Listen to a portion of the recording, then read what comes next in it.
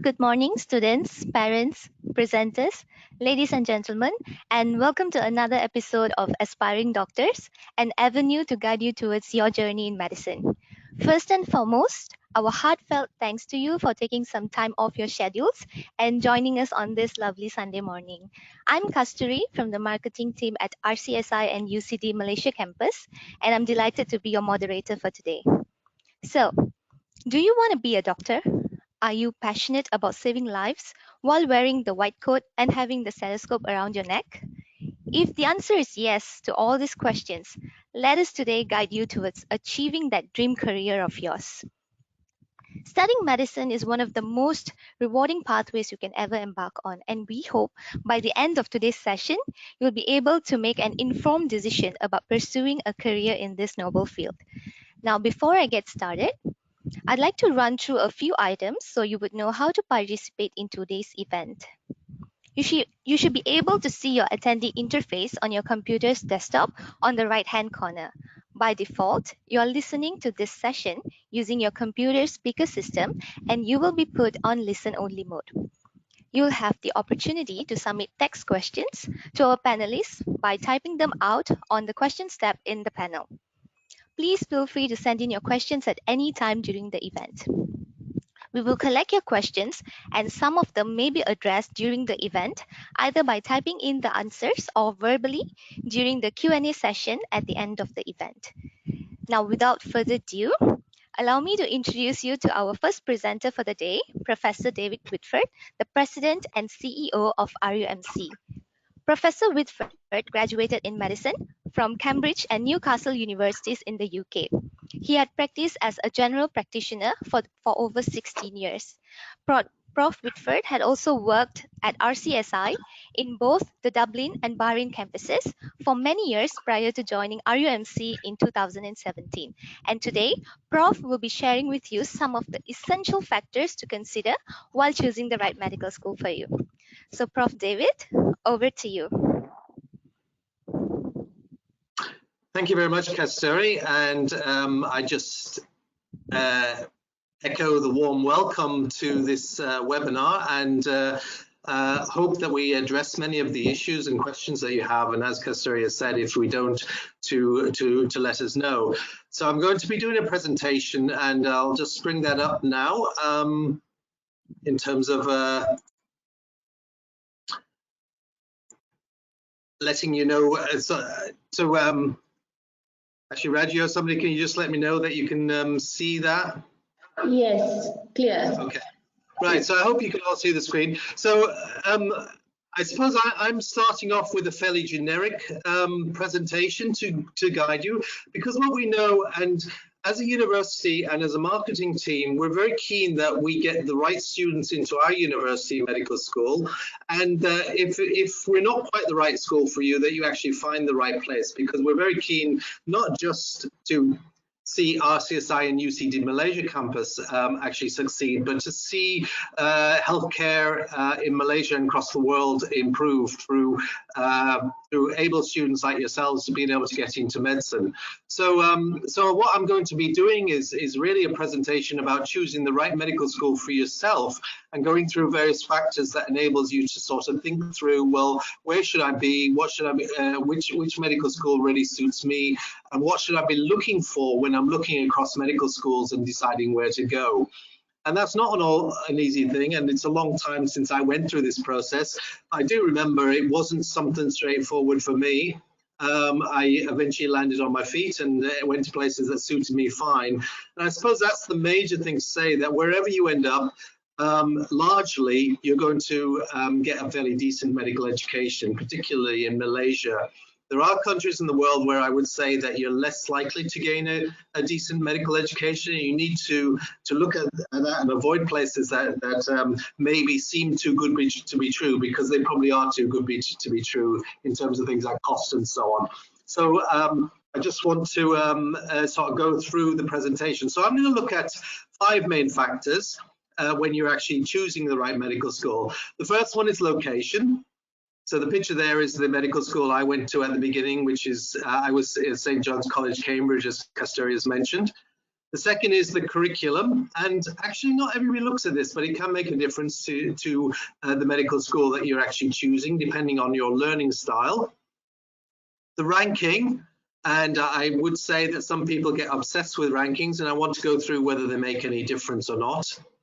Costs, a major factor for your parents, I'm sure, because largely parents take up the responsibility for funding you through medical school. And then the sort of life you get outside of your studying, which I think is very important to be considering. So let's kick off with that. And I just want to start by saying, you need to bear in mind that let's just get this up. Medical school isn't just about learning medicine, the academic side of things, but it's also about becoming a better person. And the best doctors in the world are those who are holistic people, who are really are rounded in the whole of their life, not just their medical knowledge. So you need people who are very good learners also in every area. So it's about learning life as well. So this is a good quote from Albert Einstein. Education is not the learning of facts, but the training of the mind to think. And I think that sort of sums up my whole approach to education as a whole, but particularly medical education. It's not about learning facts. It's about learning how to think critically, how to develop your thinking in medicine, and to think in other areas like professionally and ethically and so on. So that's important. So the first factor that I threw up there was location. So what difference does location make? Well, when I've applied to medical school, one of the factors that was important to me initially was to get away from home. And it's not because I didn't have good parents, which I did. It's just that, part of the learning in university is actually becoming independent. And so you need a bit of a distance, or I needed a bit of a distance from home in order to ensure that I wasn't able to just pop home and get my mother to do my laundry or to do cooking for me all the time and things like that. And that's important there. But it may not be that may not be the case for everybody. So sometimes being close to your family and friends is important.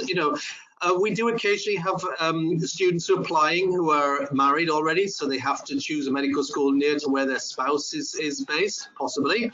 May have students who have family members who are not well in some way and need to stay fairly close to home to provide some care and assistance to them. So the proximity of your family and friends may be a factor in you deciding that you can't go a long distance away from home. The sort of campus, where the campus is located, is important. So the type of campus you have, and I'm going to go through that a bit more later on in terms of campuses. But largely, universities break into campuses, where everything that you do in terms of teaching is in the same sort of location and area. And all the buildings are together and accommodation and the like, or campuses that are sometimes spread throughout towns or cities, and you're wandering through the town to actually get to the campus. And in terms of the two owners of our RCSI and UCD Malaysia campus, which is RCSI in Dublin and University College Dublin, one's a campus which is self-contained, University College Dublin, on 130 hectares, and the other is a city centre campus where you walk out of any of the buildings, you're straight onto a city street. And students prefer different ones, so it's up to you to be looking for the type of university campus that you want. When you're looking for a location, you need to clearly look, if you're applying for medicine, not at the first few years of teaching, which will largely be in the university, but the hospitals. How much access do they have to good clinical placements? Because when you get into the clinical years of your studies, access to hospitals and hospital placements is very important. For example, we know that if you go down to KL, there's quite a few medical schools. So some of the hospitals, such as HKL, has 6 medical schools sending students there. So there's sometimes maybe a competition between the students in the wards to actually, in terms of being able to see patients. And if a patient has seen 2 students already that day, they may not be interested in seeing another one. Do you want an international experience as well? And I would just say about international experience, I've lived in 4 different countries. So if you want to speak, about going international, I have a lot of experience about that. I've lived in 6 countries, worked in 4. What we know from learning is that change and diversity are actually factors that promote learning. They provoke you as an individual because you have to become more resilient to actually learn better. So there is an advantage going internationally. I've done some research on international movement of graduates, and it clearly shows that students who move internationally think through a lot more clearly what they want to do with their life after graduation. And that's quite an important factor to actually look at. I think students who actually go international probably think through everything, because moving across the world is not the easiest thing, and you have to think a lot more carefully before you do that. So it's a good provoker of that. So what is it about it that makes a difference? Well, it's a great experience. You enter a different culture if you go internationally. You enter a different experience generally. So that broadens you as a person. And that's really a key factor in becoming a holistic doctor. Are you used to dealing with a diversity of people who are very different to yourself? I mean, sometimes once you're a doctor, you'll come across people who you may not particularly like because they are just so different to you, but that cultural change and the experience of international travel gets you used to dealing with a lot of people who are very, very diverse and different to yourself. And that's already mentioned, sorry, the cultural exchange. Networking for the future. You go through medical school, you learn, you get to know all your fellow students and so on. In the future, once you become a doctor, you continue to go to conferences, and medical training, as you'll realize, is lifelong. You don't finish learning. And so the sorts of people you meet in medical school, you're going to actually bump into and maintain contact with for probably the rest of your life. So when you have a go to a place that's very diverse, such as, you know, we know RCSI has students from 60 different countries in, UCD even more than that, you'll actually be able to, in the future, when you want to advise on something, contact one of your colleagues in an entirely different healthcare system and just say, what do you do about this, that, and the other? And it's very helpful. The clinical experience you get might be slightly different. I would say, though, that the clinical experience that you experience in medical school should be somewhere near the sort of clinical experience that you're likely to experience when you do your internship or houseman year, and I'll mention that in a minute, because coming out of medical school and immediately having to go into a different healthcare system is more of a challenge than actually moving internationally from medical school. So, you know, I believe our system of doing early years in Dublin and then coming back to Penang for Malaysian students is actually the right way around, because you then get used to the Malaysian healthcare system, and when you become a houseman in it, you understand how it works. Is your degree recognized around the world? When you go internationally, you have to make sure that you don't go to somewhere that your degree is unlikely to be recognized. And I've already referred to some medical schools that I wouldn't recommend in the world when you drop right down rankings. And there are countries, and I don't want to say that every medical school in those countries are like that, but when you look at some countries, the quality of the doctors that they're producing is really very poor. Places like Ukraine, some of the medical schools in Egypt, and there are a host of other countries where I would have a lot of doubts about whether you should actually go through a medical degree program there, because the degree isn't of the quality that would enable you to practice good medicine in Malaysia or the other countries that you may come from. And then your passport, you have to decide, well, having gone somewhere, is your passport actually acceptable? Is it going to be easy to get into that country? Is it going to be easy for you to function as a student in that country? And one of the great things about Ireland, if you're Malaysian, is that you actually do not need a visa to actually go there for the first few months. You just have to get a study visa while you're there over those first few months, and it enables you to travel easily to countries like that. And then the final question, if you're going international, is where are you going to do your internship? So largely when you go through medical school, you start off in medical school. The hardest part of becoming a doctor is getting into medical school. It's not passing through medical school. Medical school is really hard work, but because we only take students with the highest qualifications, the failure rate in medical school is very, very low. I'm talking about 1 to 2%. So if you get into medical school, I think, you know, you can more or less say you're going to become a doctor.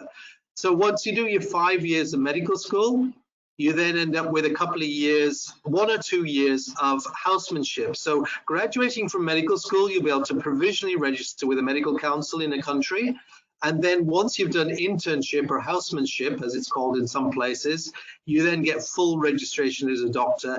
And at that stage, you can start specialist training, which takes somewhere between 4 to 8 years after that. So if you're applying to go into medical school this year, you've got 5 years of medical school in front of you, you've got 1 to 2 years of internship, and then you've got 4 to 8 years of specialist training. But you'll be thankful that once you graduate out of medical school, you will start to be employed, so you'll actually have a salary for that after that. But you are talking about a long haul, and you need to understand that. So next point. So location was the first point. So curriculum, consider what's your learning style like? And largely curriculum split into 2 types. You can split the traditional into 2 types as well, but it's traditional against problem-based learning. So problem-based learning is where you get given a scenario and you have to decide what you want to learn out of that scenario as a small group of medical students. The traditional approach is that the medical school decides what you need to learn, and they sit you in front in lectures and small groups and practicals, and as we do, actually dissecting cadavers, which is people who have passed away, and so you do the dissection of that cadaver to learn anatomy and so on. So that's the more traditional approach, whereas problem-based learning is a more proactive approach. The traditional breaks into subject against systems organization. So subjects is things like anatomy, physiology, biochemistry. So I was taught in a traditional approach, which is subject-based. So I was taught all my anatomy together, all my physiology together, all my biochemistry and pathology and so on as a subject. Systems is more the way that we would work now. We have a traditional systems-based approach, which is where you learn a system like cardiovascular system or respiratory system. And you learn all of the anatomy and biochemistry and physiology of that system together, which is more as you think as a doctor. And then the other question you might ask is how much is clinical medicine integrated into the early years? In the later years, like when you come back to Penang in ours, you're in hospitals all the time and clinics. There's not a lot of sort of lecture material there. It's all clinical medicine. But what preclinical medicine offers in some schools is some contact with patients. And it's not that you particularly learn more in that way, but it motivates you, because largely you go into medicine because you want to be interacting with patients. If you don't do that for 2 or 3 years, you're sort of sitting there learning all this more mundane biochemistry and anatomy, which is of course essential, but you actually want to be talking to patients. So do you have sort of early patient contact? How big are the class sizes in the university you go into? And then do you have opportunities in your curriculum for special interests like elective modules, research, and so on, which, you know, like for ourselves, we would offer summer research in Dublin so that you can join a research team and do and get taught how to do research in labs or in clinics. And do you have enough opportunity for electives so that if you want to take a special interest in a subject, you're really interested in chest medicine, can you go off and actually just do that for a period of time? Or can you go to a country that you really want to go to and experience their healthcare system? So again, ask about electives and whether you get a good opportunity. So for instance, we have just at the beginning of the final year, we have an 8-week elective with 2 weeks of holiday around it, so it makes it 10 weeks where you can go off anywhere in the world and choose to do whatever medical subjects you want in that time. It gives you the opportunity. So like when I went through medical school, I spent 8 weeks in India, very different to the UK where I trained, and I learned a lot in that time. And then just briefly, grading systems. Is it a pass-fail grading system or is it a honours system? And different people will have preferences for that. Do you just want to get through medical school and say, yeah, I want to get onto the path of being a doctor? Or do you want to prove yourself as being one of the really outstanding high achievers, in which case you need a grading system built in? So, location, curriculum, rankings. Some people obsess about rankings, about universities. So there's two major rankings in the world, Times Higher and QS. So these are the rankings for medicine for 2021. So I'm putting them up because you can see that largely they're the same universities falling into them. In the top 10, there's usually 2 UK universities, and in times higher, 8 American ones. So Oxford and Cambridge usually come in there, and then American ones, your Harvards and your Stanfords and so on. And similarly with QS, except Sweden gets the Karolinska Institute into that. So do they matter? Well, I would say that outside of the top 50 in the world, probably not. Because once you get past about the top 50 in the world, you probably don't rate those universities any more than you would. Now, then everybody, I hope, would recognize most of the universities on that list of the top 6 under these. But once you get past the top 50, you'll start seeing a lot of universities that you've never even heard of, and in the world.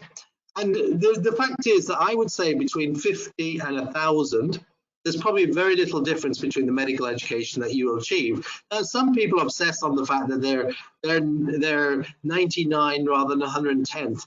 Quite honestly, I think it makes very little difference. And even when you go to the top 50, the biggest difference is prestige. And unfortunately, prestige makes a big difference in getting jobs in the future. So, you know, I do think there's a difference in entrance requirements, and it's very difficult to get into some of these universities, but that is partly related to prestige as well. So all I'd say is, don't worry too much about the rankings, because they are dependent on a lot of things that don't directly impact on your medical training, such as some of the research that is actually coming out of the universities. It's great to be in a research-intensive university, but you may not it may not have any influence on the medical training that you actually get. So, location, curriculum, rankings, costs. As I said, very important to parents. I would say don't look at the cheapest university, because you can get universities in the world where medical schools in the world where you can get a medical education for $25,000 US. I would say you would have to be very suspect if they're managing it, because medical education is not cheap. And if you're getting high quality medical education, it's expensive. And the reason is that doctors are relatively expensive. You're going to become one. You don't want them devaluing for the future. But also the delivery of lots of the things, such as cadaveric dissection, and that it's very intensive in time. And how medical schools make it cheaper is increasing class sizes and decreasing the ratio of staff to students. So look at the fees, look at the cost of living where you're going, because it does make a difference. Look at whether there are state universities that might be able to give you as good an education as you get in private, and would therefore be cheaper. Look at the reputation of the university. It makes a difference sometimes to fees. And then look at whether there's scholarships available. And I think there'll be some reference to scholarship later on in ours. We're one of the most generous medical schools in Malaysia in terms of delivery of scholarships. And then finally, the 5th area is student life. What's the campus like? Is it a campus that encourages good interaction in students, and is something that we're very keen on? You know, are there good sports facilities? Are there good social activities? Is there a good students association that actually leads that? Is there some sort of collegiate setup that encourages students to interact more? What's the accommodation like? Is it available in your first year? Particularly if you're traveling internationally, you don't want to be landing in a different country and finding yourself trying to find accommodation. You want to know that there's good student accommodation available. How safe is the city to actually live in, to work in, and to socialize in? And what's the local life like? Is it an active place, or is it a fairly backwater where you, after a while, you might get fairly bored with the sort of interaction that you actually get? You know, Dublin's a very active life, very student-oriented. It's a capital city, but small and easy to travel around. And the final thing is, you know, all of your life as a student isn't spent studying. So what are you going to be doing outside of the time, in holidays, in weekends? Can you travel easily? Dublin has a brilliant, not a brilliant airline. It's got a cheap airline, a bit like the AirAsia, called Ryanair. So you can travel to Paris, Rome, London relatively safely. And a lot of students do a lot of travel across Europe during their time, because it's a very, very cheap airline. I use it to travel to the UK when I go over across to Dublin. You sometimes get ticket for about about 20 euro each way, which is 100 ringgit each way. To visit my mother in Birmingham, so it's easy to travel from as a city. So look at these factors: location, curriculum, ranking, costs, and student life, and then decide which factors are most important to you. You don't want to be ignoring other factors. You need to go for the best that you can afford. Sorry. And the best that you can achieve, because obviously there's different gradings that come into that. Just to say again, you'll probably enjoy the experience wherever you go, and medical students largely do. And the aim is not to necessarily go to the best medical school, but to become the best doctor. So you need to go somewhere where that is the philosophy of the place. So what are they trying to achieve? One of my philosophies in life has always been to be quality driven and to make sure that I'm the best doctor possible. And I would say that, that's something that you should be going into medicine for. It's not good enough to be average as a doctor. You have to be the best. And that's what you want for your patients, because at the end of the day, becoming a doctor is about serving patients. So what's the advantage for students coming to us? I've gone off the generic side. You're going to get a world recognized medical degree from the National University of Ireland. You get the same degree that you get in Ireland by coming to RUMC, even though you end up doing the final part of your training in Penang. So there's a transition that's established between Dublin and Penang. It's not that you're in two different universities. It's owned by the same universities. You get good value for money for an international education. So going to Dublin is probably nearly twice the cost of going to RUMC. So going to Dublin for the whole 5 years. So it's going to RUMC is slightly more expensive than staying in Malaysia for 5 years, but it's nearly half the cost of going to the UK or Ireland for the 5 years. So you're getting the international experience without the high cost. So it's actually good value. And the other side of things I already mentioned about looking at access to clinical facilities. Penang state of 2.2 million people thereabouts. We are the only medical school in Penang state, and so we have access to all of the hospitals in government hospitals in Penang state and some of the private ones. So you get a really high ratio of beds to students in terms of the hospitals, and that it leads to a really good clinical experience. And the other side of that is you get doctors who actually, you're the only students they're teaching, so they maintain their motivation towards teaching because the numbers that they're having to teach on, say, a daily basis or a weekly basis are relatively low. And you end up with this degree from the National University of Ireland. So I think it's a good training and well worth considering. So this is just a couple of quotes from students who've either with us or left in the past. So from an alumni from 2011, RUMC became an obvious option. The greatest asset gain is the worldwide recognition, the international experience, and the cost. The degree is recognized in major English-speaking countries such as the UK, Australia, New Zealand. He doesn't go on to mention the USA and Canada, but they're there as well, and many other countries beside. And this is from somebody who's finding a medical student now. RCSI and UCD Malaysia campus has given us the best of both worlds, given us the opportunity to have the experience of two universities merged into one. And I must admit, I did that as well with Cambridge and Newcastle. I did my preclinical at Cambridge and clinical at Newcastle. There are definite advantages in having that varied experience. You learn in different ways, and it's really, it teaches you a lot more. In Dublin, we were taught to experience the Irish culture, including their way of interacting with others. RCSI and UCD gave us the best of education, and the environment that the students interact with each other has been the utmost of excellence. Why not study here when RUMC gives you the best of medical education as a private university? So that's all I want to say. So I hope that's helped you in terms of thinking through factors that will help you to choose the best medical school for yourselves. And so, I'm now going to and back to Kasturi. Wish you all the best. I'll be around for I'll be around for the rest of the session, but I'll be around for the questions at the end of the session as well. So if you have any questions from my session, please put them through the question sort of bank that's there now. So over to you, Kasturi. Thank you.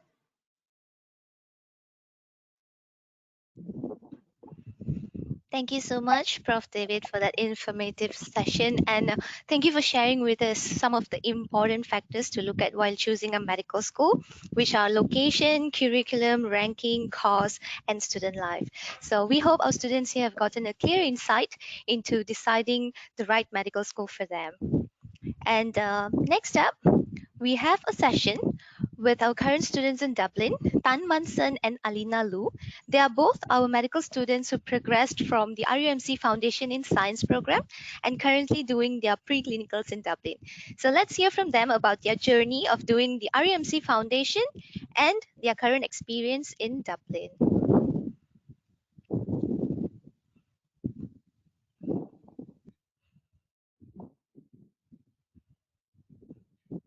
Hi guys, it's nice to meet you all. I'm really sorry that I could not join you guys live today, but I hope this video might answer some of your questions about the RMC Foundation program and a glimpse of my living experience in Dublin. So first of all, a bit of introduction about myself. My name is Manson Tan, and I'm currently a first year medical student at RCSI. I was born and raised in Klang, and I did my IGCSEs in Srikaya International School. So immediately after my IGs, I have decided on a career pathway in medicine, and that's one of the reasons why I joined the FIS program, because it provides me one of the fastest route to study for medicine, as well as giving me a transnational degree, which allows me to study my first 2.5 years in Ireland and my next 2.5 years back in Malaysia. I believe it could give me a lot of experience in the future, because I am now experiencing two very different healthcare systems. And of course, not to mention, I did choose this program so that I can experience student life in Dublin. Right now, I'm currently in Dublin, and I could tell the experience is really, really very good. So I was in the 2019 and 2020 FIS batch, which is one of the earlier FIS batch, and we had around like 20 people in our class, which is currently a very, very small batch size, but it helps a lot because we get to be very close to each other, and yeah, and I'm generally a very shy person at first, so it kind of helps me having a group of friends who I know coming with me to Dublin, which helps me to adapt to the life here. And the lecturers there at RMC were very, very helpful, and as well as they're very friendly. They kind of gave me a very good solid base right now, especially in my first year, because some of the stuff I'm learning right now has been already taught in my foundation program, and so it's sort of a head start for me by joining the RMC program, which really helps because right now we had a significant workload, and it's really helpful for us to know a bit of a basics before we came here, and FIS does help contribute to that. And my fondest memory of FIS would be this one time where we all went to a private hospital in Penang. It's now known as a Island Hospital for a lab report.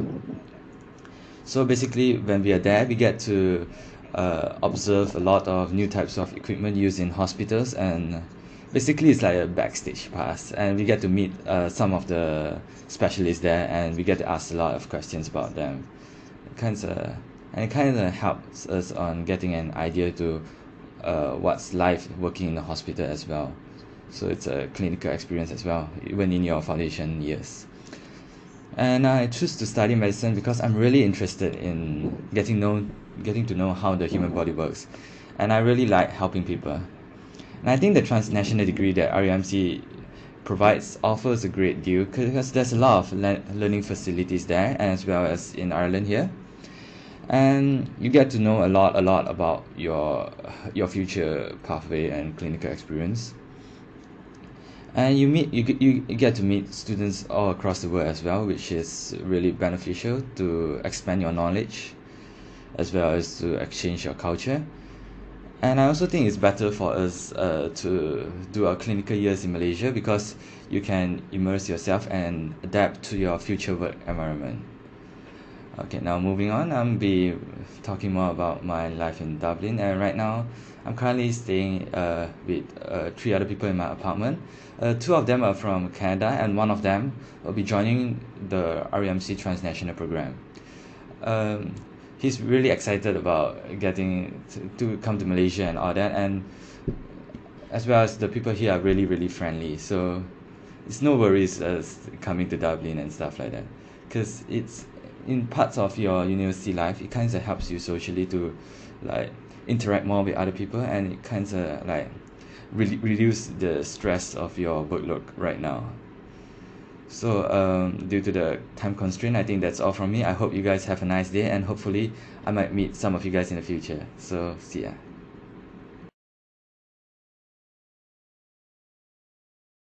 Hi everyone, I'm so sorry for not being able to be there with you live right now, but I hope this video answers your questions about Foundation in Science and RUMC and medical degree in Dublin. So before I get into it, let me just do a brief introduction about myself. My name is Alina Lu, I'm 21 years old and I'm a medical student here in University College Dublin, UCD. So immediately after completing my SPM, I started doing research on medical programs in Malaysia and overseas. RUMC's transnational program was what caught my attention the most because it gives me the opportunity to study in two different countries. I decided to join FIS in RUMC because it was one of the fastest route that can bring me to a medical degree compared to A-level and IB.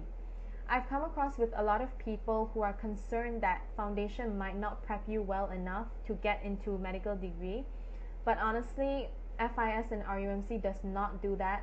It preps you with all the skills and knowledge that you require before starting a medical degree here in Dublin.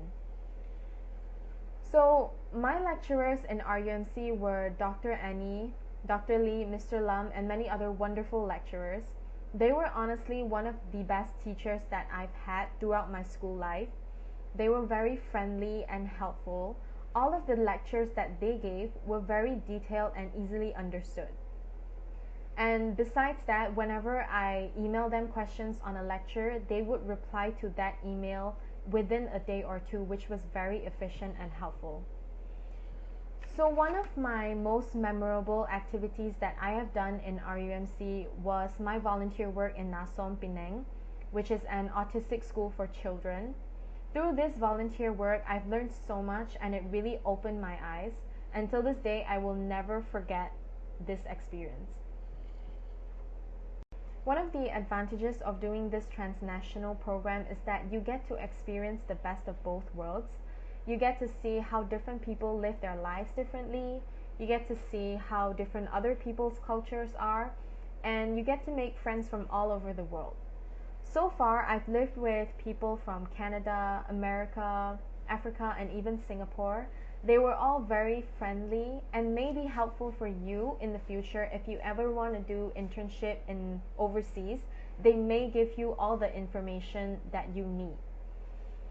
In regards to living expenses, I wouldn't say it's too overwhelming. Of course, in the beginning, you can't help but convert euros into ringgit, but over time, you will see that it's not too much, and the groceries here are all actually affordable. So during my weekdays, I would cook my own meal, but when it comes to weekends, I will pamper myself and go to the city and have a nice meal with my friends to relieve the stress that you bundle up during the weekdays. So during my first winter break here, I got the opportunity to visit Galway in Ireland, and I would say that if you ever want to relieve your stress or relax your mind, Galway is the place to go because the nature there is so pretty. The views helps to relax and soothe your mind completely. Overall, I would say that I did not regret taking on this transnational program. I definitely enjoyed my experience here in Dublin, and I am so looking forward to continuing my clinical years in Malaysia, Penang. I hope that this video helps answers your queries about FIS and medical degree, and I hope to see many people join RUMC in the future. Thank you.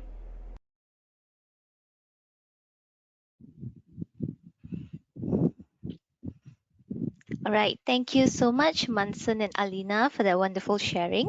And I hope our audience enjoyed listening to your journey as a former foundation student and your current living experience in Dublin. Our undergraduate medicine program requires students to travel to Dublin for their preclinical years at either RCSI or UCD for the first 2.5 years. Now, having heard from Manson and Alina about their Dublin experience, you may be wondering what it's like to study in Dublin. How does the campus look like and the environment that made them feel so warm and welcome? So, up next, we have prepared short video presentations of RCSI and UCD, the first destination for aspiring doctors as they begin their journey in medicine with us. Let's watch it together.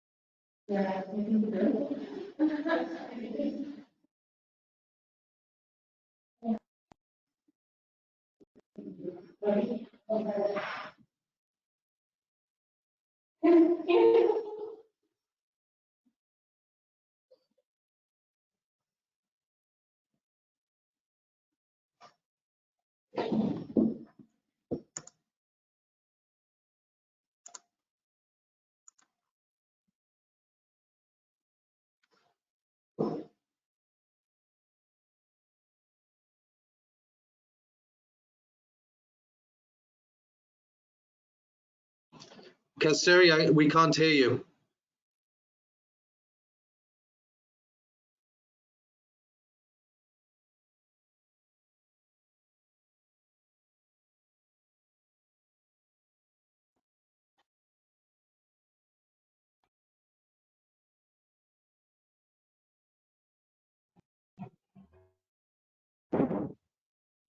Check, check. That's fine. Okay, I apologize for the technical issue that occurred earlier. And yes, that was RCSI and UCD's video presentation that we have prepared for you. And yes, let's move on to the next segment. RUMC Medicine is a program that is delivered transnationally, which echoes with our tagline that says transcend borders and transform lives. So without further ado, let us delve right into understanding the programs offered at RUMC. Joining us for this segment is Dr. Tan Mei Lung, Senior Lecturer in the Department of Pediatrics, and she is also accompanied by our marketing representatives, Ms. Bisalini and Ms. Setsuraida. Over to you, presenters. Give me a second, I'll share the presentation slides.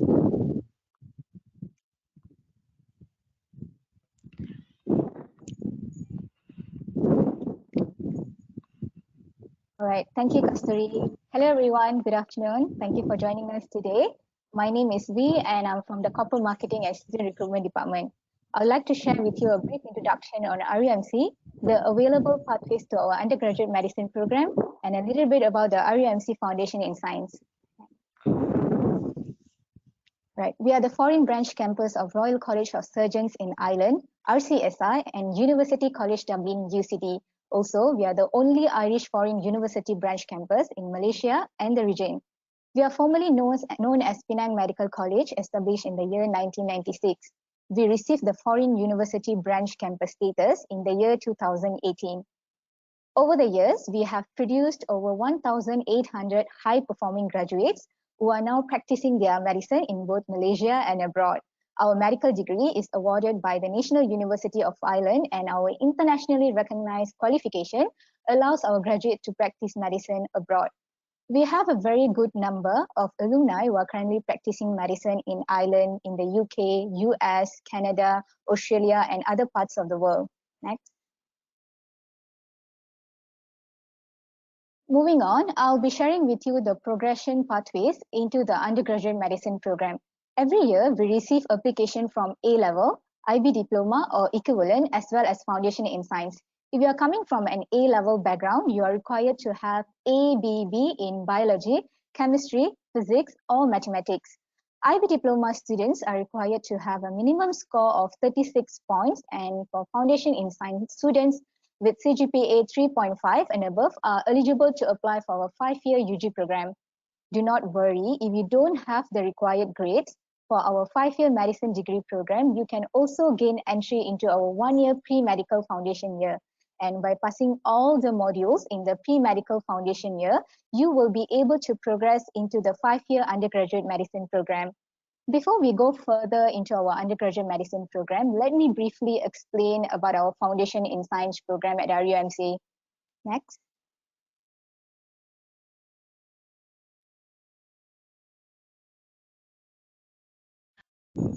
Right, I apologize, V. I think something is blocking the webcam. Okay, sorry. All right. How about now? Yeah, right, thanks. Okay, yes. All right. All right, next. All right, okay, Foundation in Science. What's next after SPM or IGCSE? Student with IGCSE and SPM qualifications, you may consider enrolling into our 1-year Foundation in Science program as an alternate pathway to progress into our undergraduate medicine program. Glad to inform you that we are still accepting application for Foundation in Science program for May 2021 intake, and you may submit your applications with the SPM trial result. We offer 50% scholarship for students with 8A and above, and 25% for students with 6As and above. The entry requirement for SPM or IGCSE is 3 As and 2 Bs in biology, chemistry, physics, mathematics, or AdMaths, and 1 other subject excluding language. Next.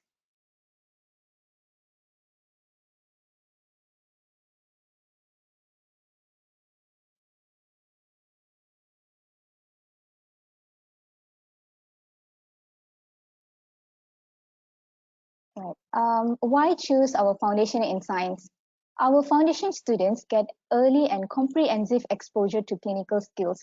In the final semester, students will experience the clinical attachment in the clinics, and they will get a chance to observe doctors' daily routine.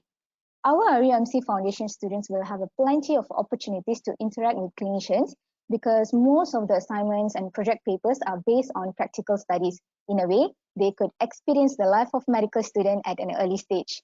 We promote interaction between our foundation students and our senior medical students so they will be able to learn the tips and techniques before stepping into the medical degree program. We have exclusive accommodation for the foundation students at an affordable price with shuttle transport from campus to the residence. And with 3.5 CGPA and above, our RMC students could progress into the 5-year undergraduate medicine program. All right, that's it from me. All right, everyone. I hope the information given you was useful for you.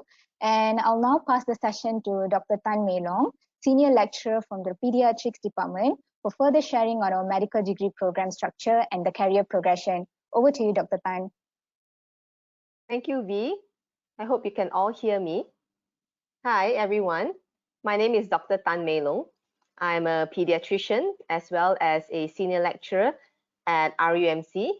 This year would be my 12th year at RUMC. So the RUMC medical program, as you can see from the slide here, and what we have alluded earlier before, is a 5-year medical program. You will spend your first 2.5 years in Dublin, either at RCSI or UCD, and the remaining 2.5 years in Penang.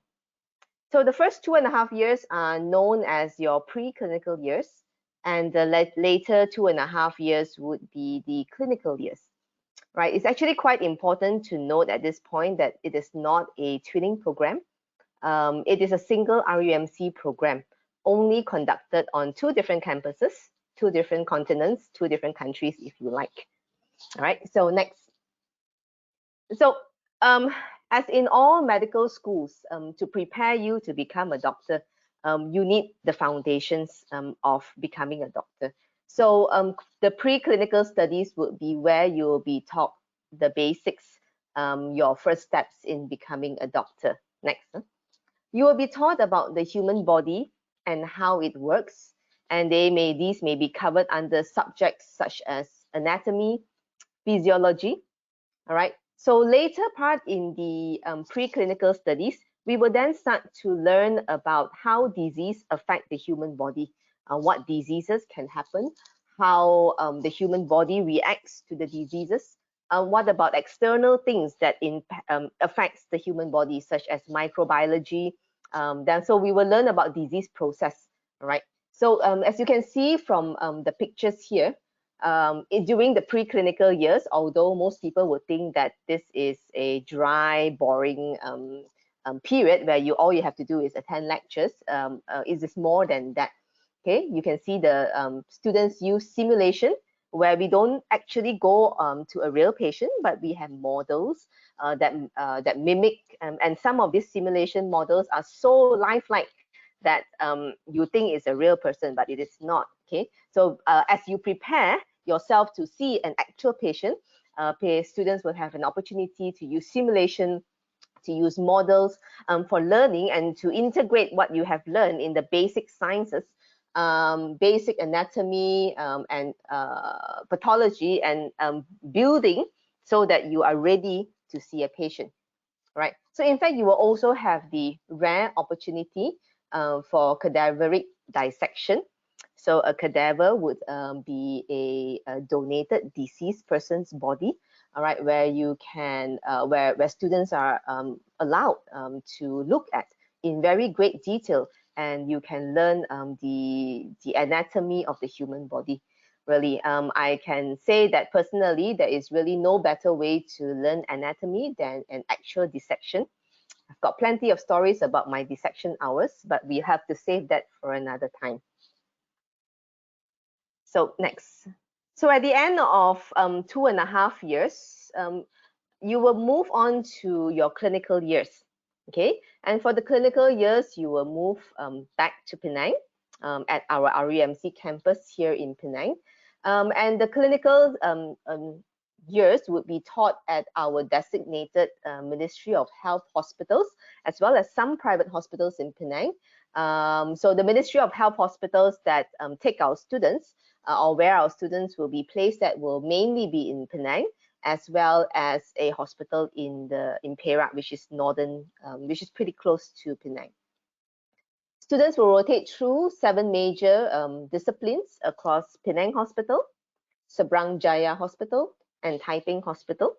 Right, so these would be our major teaching hospitals. You will spend during your clinical years most of your time at the hospital or a clinic that you are assigned to.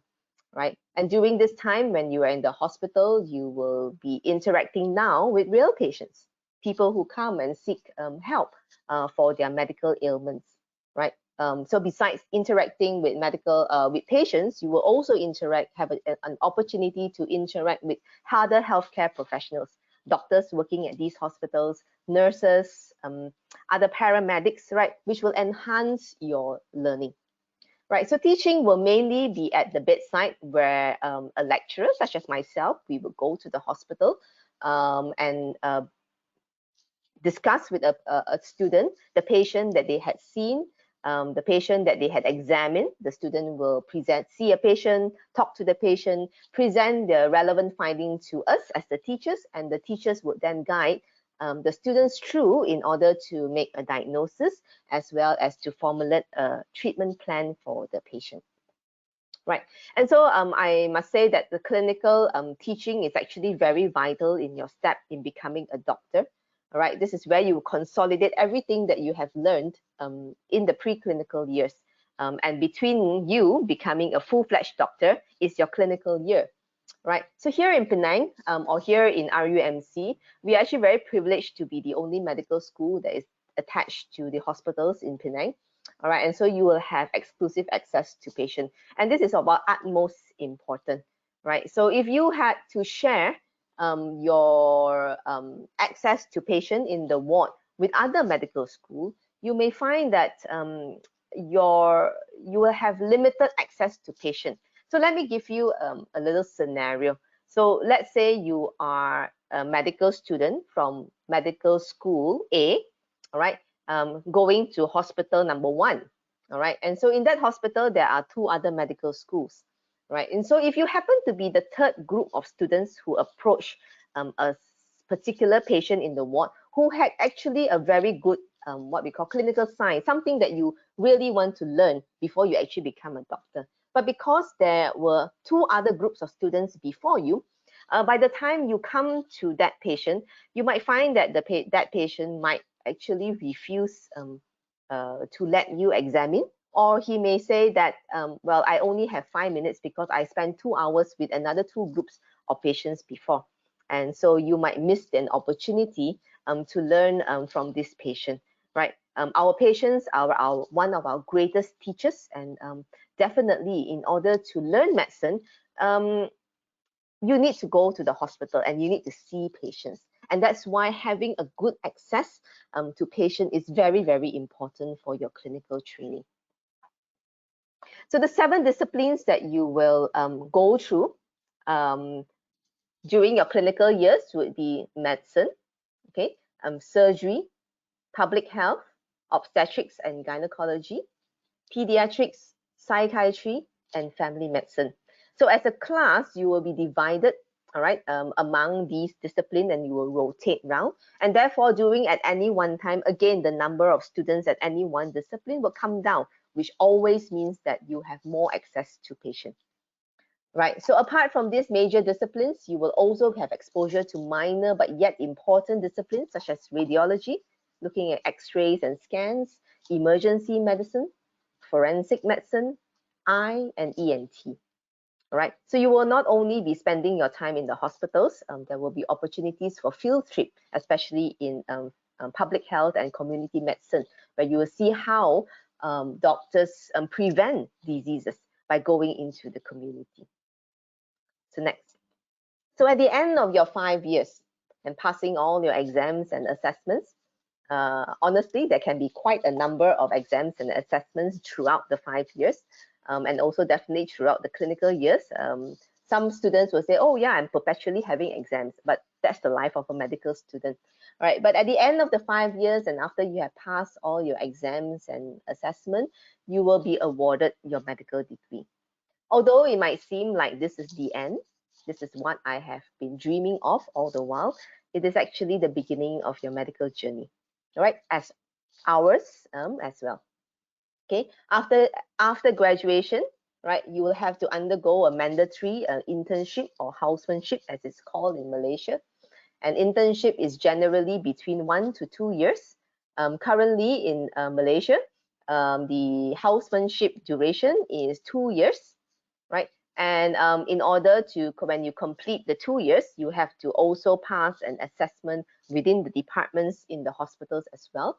And after successful completion of your internship or housemanship, you will then become a fully registered doctor with the medical council of the country. Okay, and what does it mean when you have a full, you become a fully registered doctor? It does mean that you can practice medicine independently. All right, but for many people, right, this is not the end still, right? There is still a lot more training that we can go through. And here, some people will decide on some forms of specialization, okay, going into specific disciplines of medicine. So for myself, it was pediatrics. So you might also decide to be a surgeon. All right, so then you will then need to undergo training, further training, so that you can become a surgeon. All right, so that would be a specialty pathway, and that can take as long as 3 to 5 years, depending on each specialty. So what was my journey in medicine? All right, I graduated from a medical school in Malaysia. I completed my housemanship in Malaysia, right? At my time, during my time, it was only a 1-year housemanship. And then I was offered a job as a medical officer in pediatrics, right? Because I had known by the time I completed my housemanship that I wanted to specialize in pediatrics. I was actually very, very lucky to actually get a medical officer job in pediatrics. For some people, it depends on vacancy, and some people don't actually get into the specialty of their choice until some time later, right? And so in pediatrics, my pathway to becoming a pediatrician, I took examinations to qualify for to join the Royal College of Child Health and Pediatrics in the UK. So I took the membership exam, right? You can also take a master's program, a local master's program for pediatrics, but my choice at that time was a membership program. Right, so I completed my membership in about 4 years. It took me 4 years to complete my membership exams, and after that, I continued to work in the Ministry of Health until I was gazetted or recognized as a pediatrician in the Ministry of Health. Right, and after that, by that time, I would have already worked about 8 years already. I had left my job in the Ministry of Health and joined RUMC as an academician. And in fact, my journey hasn't quite ended yet, and I really enjoy being an academic in RUMC. And so I find myself now gearing towards being a full-time academic, and I'm currently pursuing a PhD with University College Dublin. So, aspiring doctors, I hope this presentation has given you an overview of what you will go through in order to achieve your dream of becoming a doctor. So I wish you all the very best.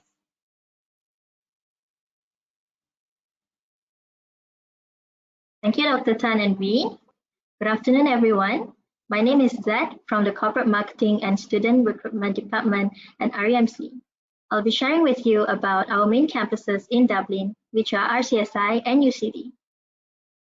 Royal College of Surgeons in Ireland, or in short RCSI, was founded in 1784. It is the largest medical school in Ireland with 2,500 student population from over 60 nationalities worldwide. RCSI is ranked within the top 2% in Times Higher Education World University ranking, and the campus is exactly in the heart of the city center, which is convenient to get around. In addition to that, the campus has the largest clinical simulation center in Europe, and it is a healthcare-focused and research-intensive medical school in Ireland. RCSI offers on-campus accommodation, which is next to the campus building.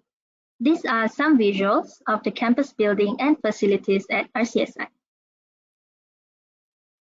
Next, University College Dublin, or in short, UCD, was founded in 1854. It is the largest university in Ireland with a modern campus. It has courses available ranging from medicine, engineering, architecture, law, and many more. It is ranked within the top 1% in Times Higher Education World University ranking, and the student population is 30,000 on campus from 120 nationalities worldwide. UCD has its own on-campus accommodation as well, And here are some images of the campus building and facilities at UCD. Next. Now I'll be sharing about the admissions procedure to get into our Foundation in Science and Undergraduate Medicine. The RUMC application process is fairly simple. You may apply for your preferred program via the online application portal, which you can find on our website. So there will be documents you need to submit based on the program you applied for. You will then receive a provisional or firm offer, and you may accept it by paying the deposit. For Foundation in Science, there is no interview required. However, for undergraduate medicine, you are required to attend an interview. When you have the final results and meet all the conditions, you may pay the remaining balance of the first year tuition fees. Closer to the intake, we will arrange for a pre-departure session with all of our new students, and you can get a lot of information required, and you meet your future classmates during the sessions as well. You will then depart to Dublin and welcomed by RCSI and UCD for registration. That is all about our admissions procedures. Thank you so much for listening. I will now pass the session back to Kasturi.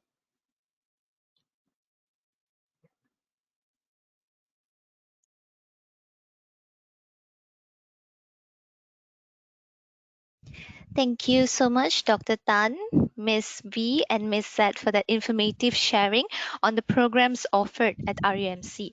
So, as mentioned by my colleagues, we are still accepting applications for the Foundation in Science program and the undergraduate medicine program for the intake of 2021. And for more information on our programs and guidelines for applying, you may visit our website at www.rcsiucd.edu.my, or if you can also submit the questions here at the questions tab on the control panel, and we will get them addressed at the Q&A session at the end of the event. And up next, we have another short video presentation which depicts the childhood dream of a boy who aspires to be a doctor. And this video will take us through his journey towards achieving that dream. So I'm presenting to you RUMC's A Dream Come True.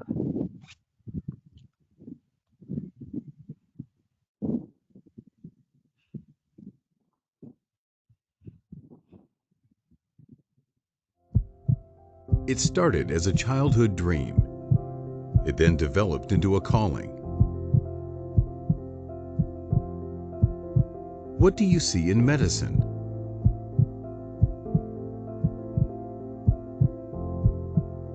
We see happiness. We see hope. RCSI and UCD Malaysia campus is a fairly unique medical school in Malaysia. Obviously, our students get a great experience in high quality research universities in Dublin. We have a great opportunity within Penang. First of all, they get very high quality doctors teaching them at Penang Hospital, Seberang Jaya, and several other hospitals across the region.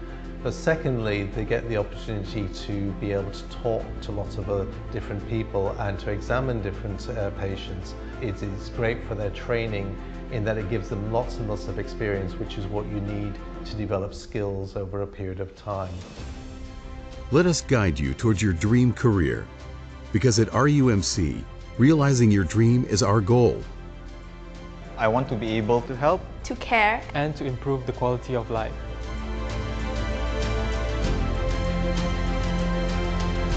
We aim to become the benchmark for delivering excellent medical education in Malaysia with cutting-edge innovations, conducive learning environment, and unrivaled access to quality clinical training. The RCSI UCD Malaysia campus provide those first formative years of your medical education. Our strong connection with Malaysia is a source of great pride for the UCD School of Medicine.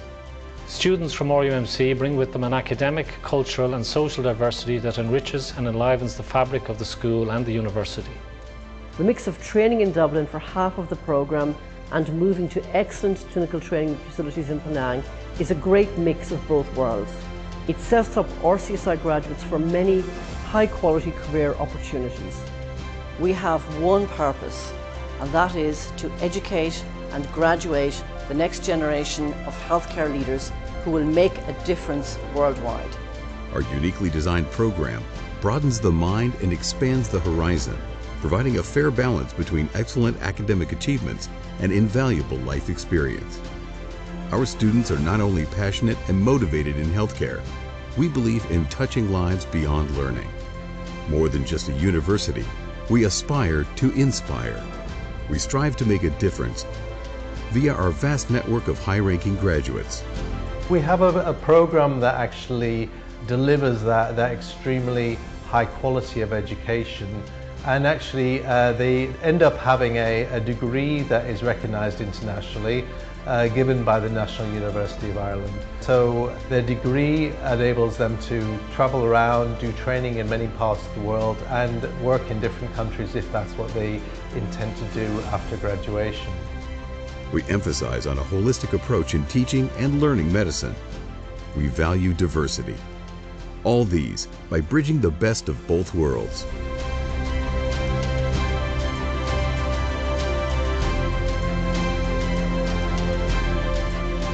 Embark on a timeless journey in medicine that opens the door to limitless possibilities at RCSI and UCD Malaysia Campus, RUMC.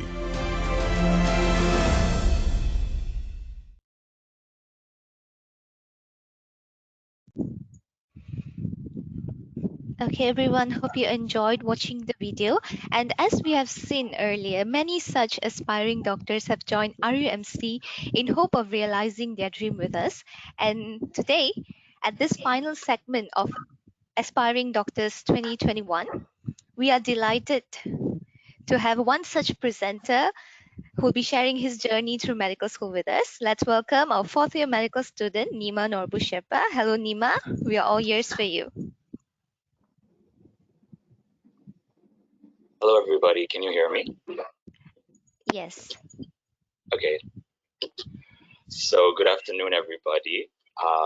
My name is Nima Norbu Sherpa, and I will just be giving a brief presentation about my experience in RUMC, and I'll be giving you a student's perspective to all the potential students as well as the parents. So for a brief overview of the presentation, I'll just be giving a brief personal introduction explaining who I am and why I chose medicine and specifically RUMC. I'll be going through my admissions process, which many prospective students are curious about, as well as my time in Dublin and my brief time in Penang so far. And I'll be ending the presentation with some advice and tips that I have for you guys.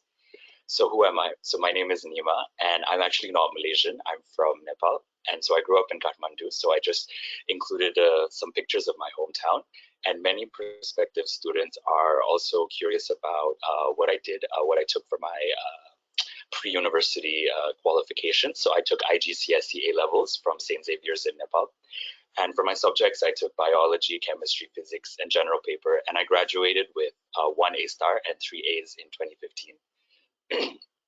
Along with that, I also got the Outstanding Cambridge Learners Award for Best in Nepal for Biology and General Paper for 2 years, 2014 and 2015. So currently, I'm a fourth-year medical student, and I'm in my obstetrics and gynecology rotation at the moment, which is very fun. Yes, so why did I choose medicine? So ever since I was young, I'm sure many of you guys can relate, I've always found myself drawn to biology and to life sciences. I've always wondered how life functions and how we're able to do so many things and how we're able to function just with one small organ in our head. Along with that, my parents work closely with a major eye hospital in Nepal, which I included a picture right over here. And so ever since I was young, I've always found myself around doctors, which has definitely influenced me, and they've inspired me as well. So two particular doctors that I've been inspired by. One here would be Dr. Sandhu Bruit, who engineered an innovative and very cost-effective method of cataract surgery. So cataracts are basically like a thin layer that forms over your eye with age, and so and this really affects your vision. So he came up with a very cost-effective method to remove the cataracts, which really helped a lot of people, over 200,000 people over Asia and Africa, to improve their eyesight. And another doctor who really inspired me was Dr. Jeff Tabin, who is this man right over here. And he is also an ophthalmologist, and he also provides very cost-effective and quality eye care to people all over the world. Along with that, I'm also from a relatively underdeveloped country. So while healthcare facilities are great in the capital, outside when you go to the rural areas, it gets a bit inaccessible. And so people are not able to get proper healthcare. And so it would be my dream after I graduate to provide those people with healthcare. So why did I choose RUMC specifically? So I chose RUMC over the medical schools in my own country and all over the world because I really believe that RUMC provides you with the best of both worlds.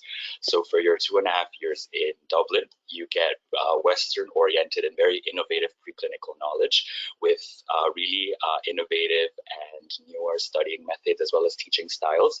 Then you can come back to Malaysia and you can be taught by very experienced doctors, and you get a very practical and very experienced clinical teaching in Malaysia.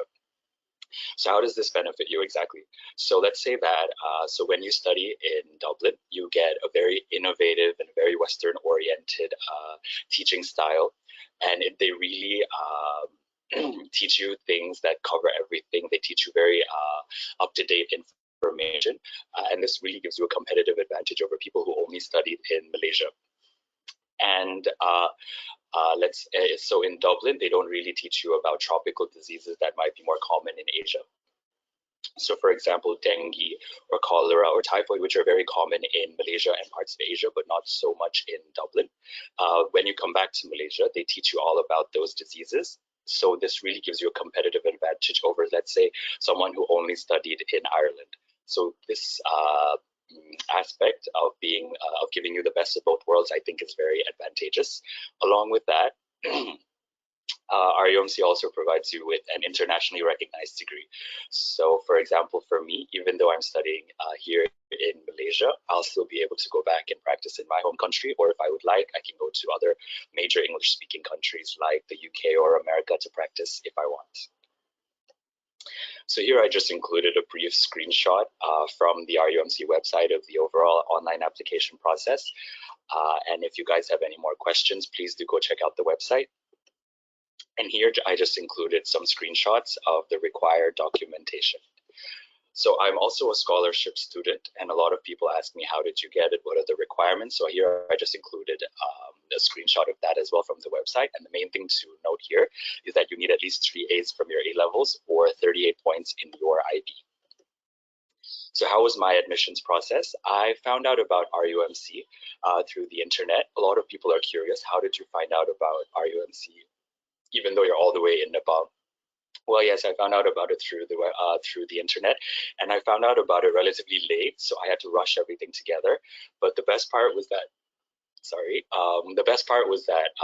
RUMC staff were very helpful.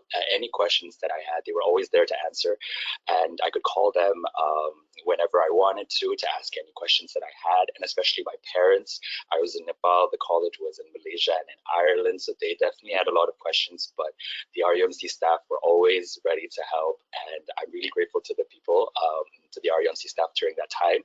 And so I applied, and a few months later, I got the wonderful news that I got in, and this was the beginning of my RUMC journey. So yes, so for your preclinical studies, as previous doctors and Prof. David have mentioned, will take place in in Ireland. So when you so for your preclinicals in Ireland, you get to choose between UCD and RCSI. So I chose UCD, and I studied in UCD from 2016 to 2018. So you get to choose between UCD and RCSI. And so I'd like to let everyone know that really, whether you choose RCSI or UCD, they're both great universities, and you'll come out with a very high knowledge of clinical as well as academic subjects. So I chose UCD personally because I was attracted to the larger campus in UCD, as well as the more flexible timetable for studying, and because it was located a bit further away from the city center, because I do tend to get distracted easily.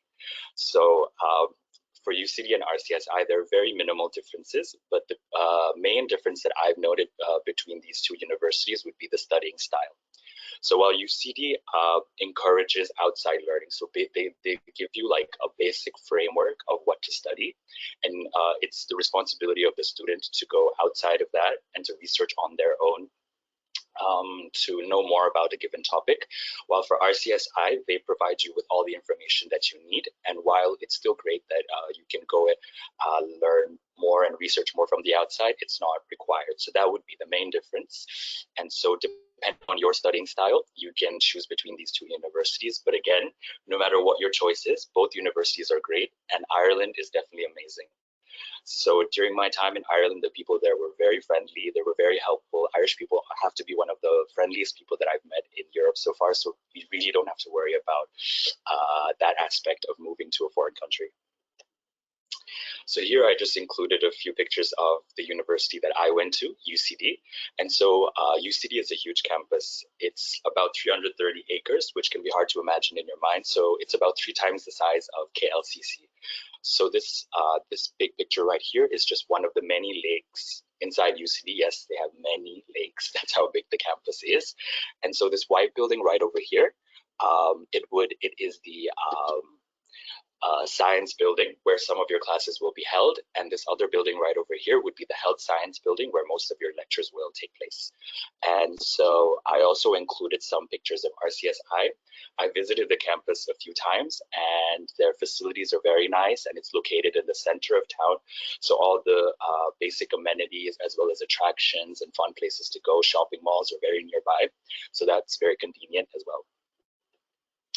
So a few months ago, I gave a talk to foundation year students, which would be your seniors, along with my friend about UCD and just introducing them to UCD. So I've just included a few screenshots from that lecture.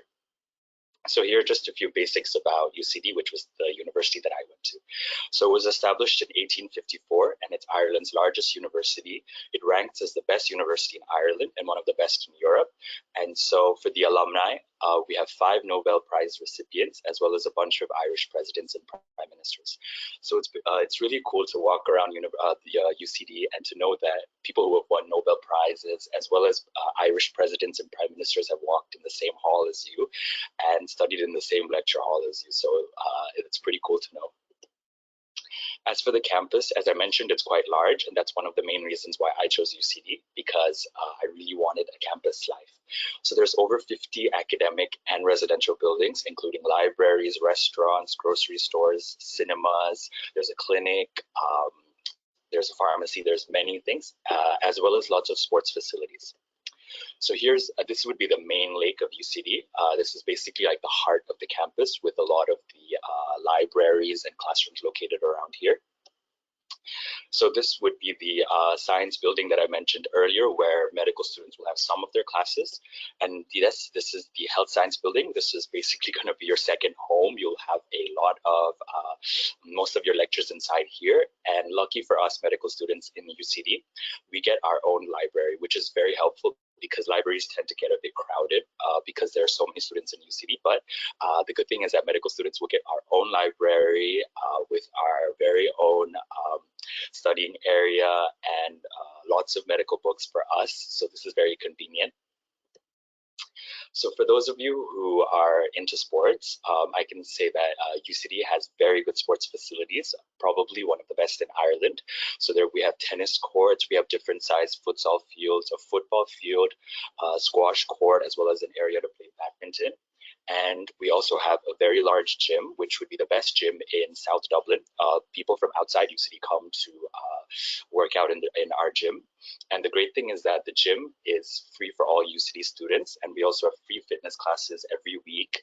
And we also have an Olympic-sized swimming pool. So this is a great way to stay fit when you're in a foreign country eating lots of different new foods. So here I've just included some pictures of the sports facilities in UCD. And yes, we have clubs and societies. So because of the large student body, we have over 100 different clubs to choose from people all over the world. And so I really like this because let's say you can join the International Student Society, where you can meet people from all over the world. Like I made friends from Africa, from America, from Brazil, from all over the world. And this really helps you to network as well as to learn about new cultures. Maybe you want to practice in America and you meet a medical student who is originally from America studying in UCD. So this could be a great way to build relationships for the future for your medical career. So now I'd just like to talk about my time in Dublin. So many of you might be nervous or worried thinking about how your time in Dublin will go. I can say that from my time in Dublin definitely had to be the best years of my life so far. I was able to meet and make a lot of friends from all over the world, like I said.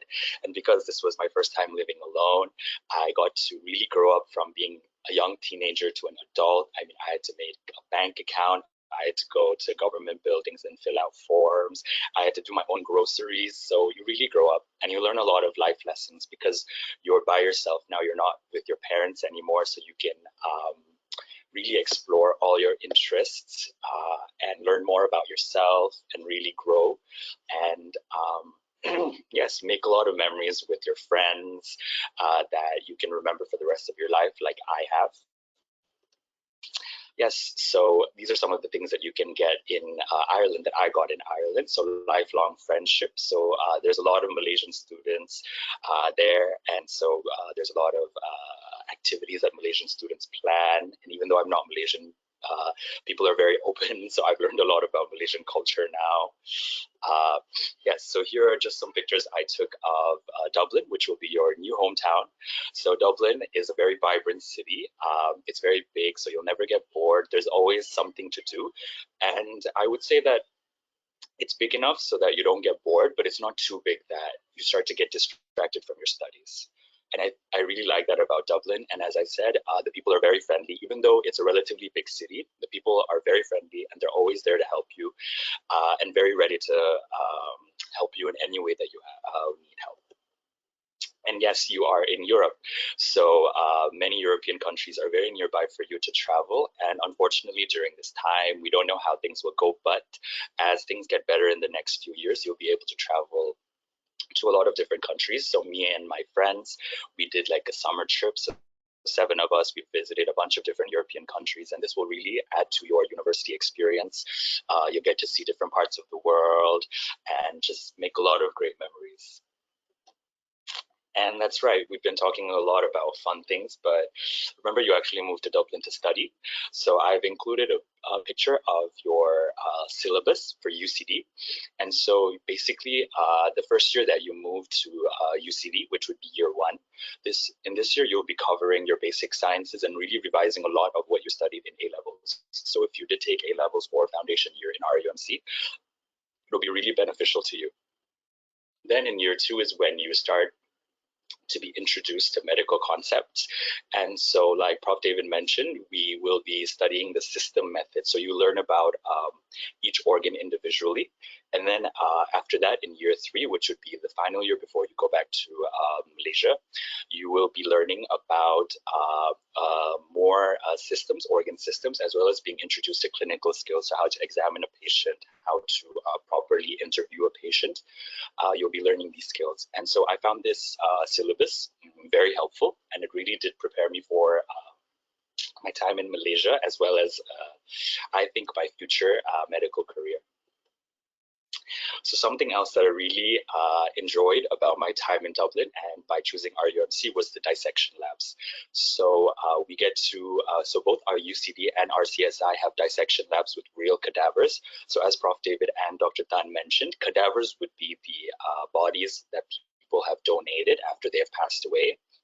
And so I think it's quite helpful. It's really, really helpful. And it was such a great opportunity for us because learning anatomy, which would just be the different organs in your body from textbooks, is it really limits how much you can learn because you're just looking at 2D images and you're just looking at words. But when you actually go and you see a real life human body and you open it up and you see where the organs are, this really helps you understand and comprehend how the human body works and how it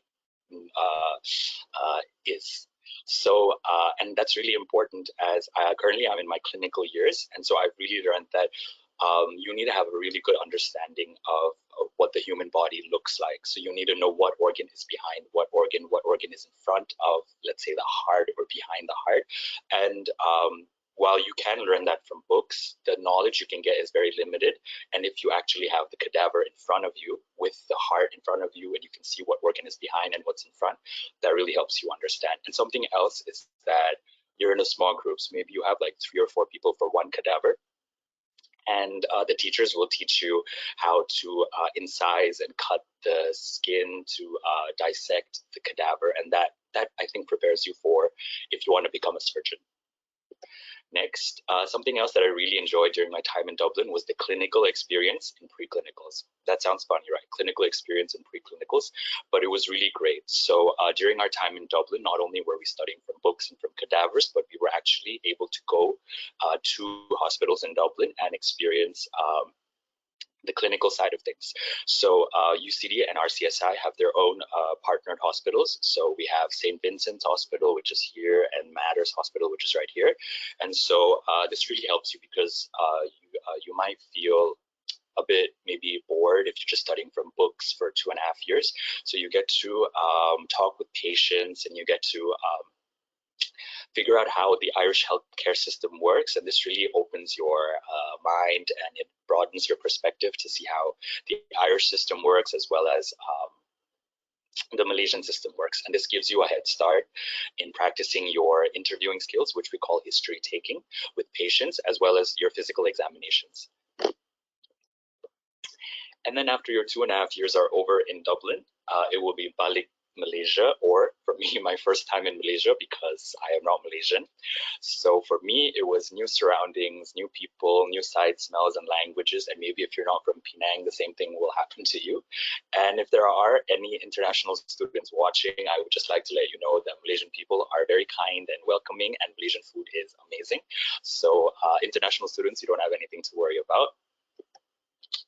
So yes, welcome to Penang. So I think Penang is a lovely city. I'm sure many of you guys have already visited it, but I see it like RUMC. It has like the best of both worlds. So you get traditional colonial architecture and Chinese temples, as well as like modern amenities like malls and cafes. So it's a really great city to live in. And of course, the food. During my time here, I've fallen in love with nasi lemak.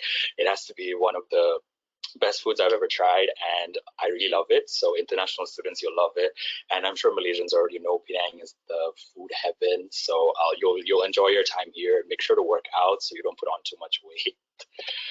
Yes, so again, you're here to study, so to the hospitals. So if you found your time in Dublin fun, then you will really, really, really enjoy your time in Malaysia, because now you're not just studying from books or interacting with cadavers, but now you are interacting with real patients. So the things that you've been studying about for the past 2.5 years from your books, now they've come to life, and real patients are suffering from these diseases. They have their own stories, they have their own lives, and so it really it adds another layer to your studies, and it really helps you understand what you're studying as well. So let's say before you were only studying about diabetes from a book, but now you've met a diabetic patient. So if a diabetes question comes in the exam, you can think about, oh, what was that diabetic patient suffering from? What were his symptoms? What medications was he taking? So this really helps you prepare in your exams, and this helps you better understand the diseases that you're studying. And so yes, it's a very humbling experience, and it really adds a fun layer to your studies as well. And not only that, not only in the academic side, but also in the professional side. So now you're in Malaysia, you're interacting with doctors in hospitals. And so these doctors will not only provide you with clinical knowledge, but they'll also be giving you professional advice.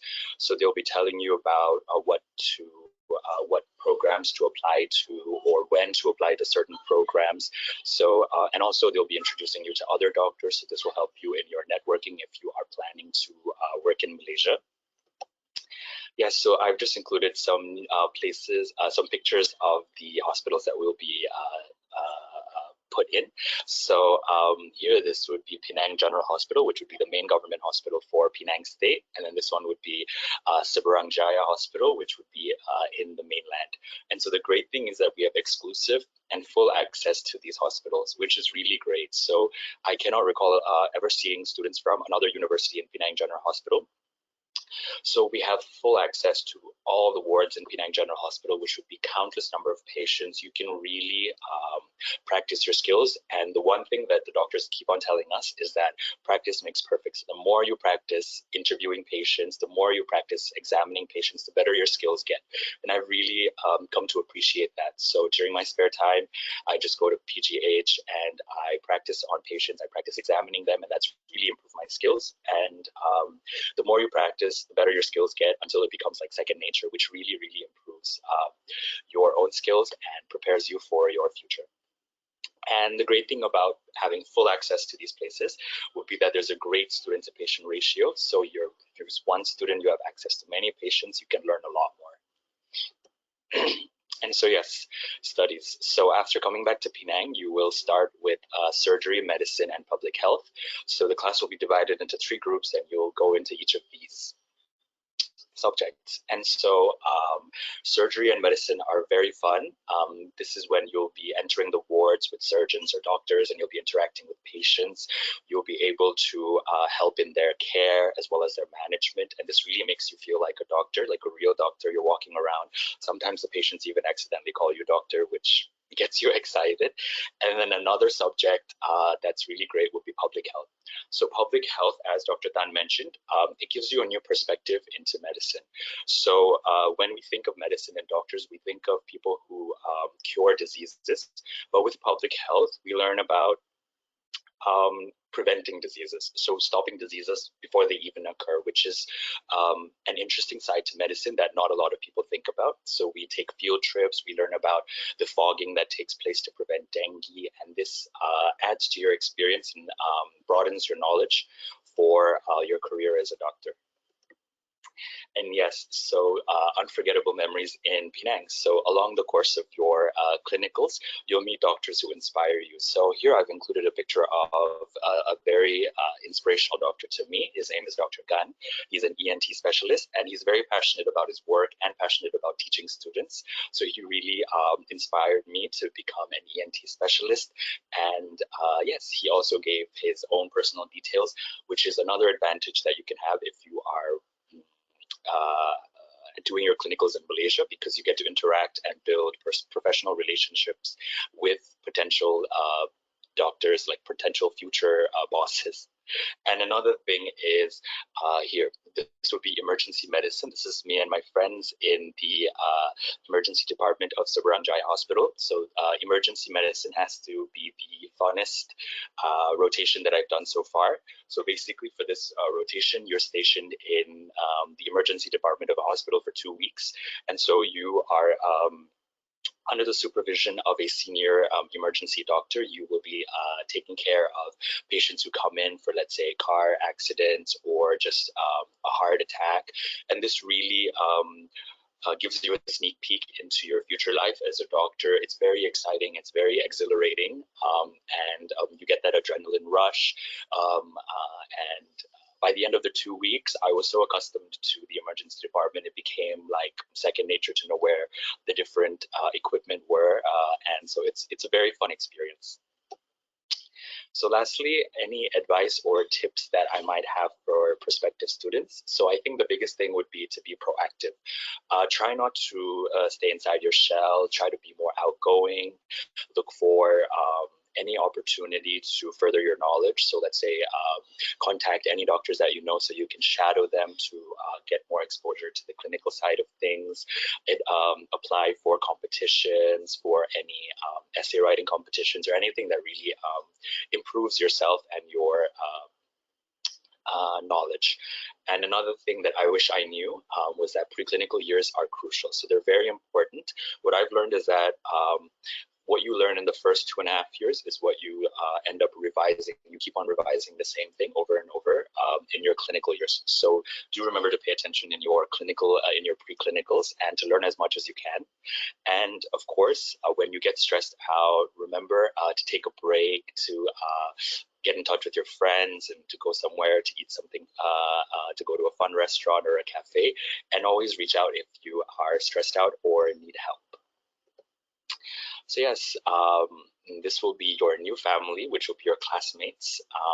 You'll be going through this really fun, sometimes stressful, but very memorable journey that is medical school, and you'll be able to relate only to these people because they're going through the same thing as you.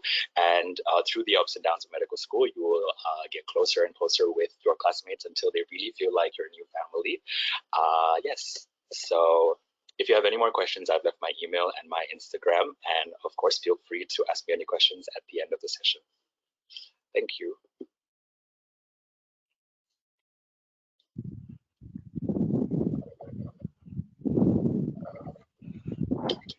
Thank you so much, Nima, for that inspiring and genuine sharing with our audience here.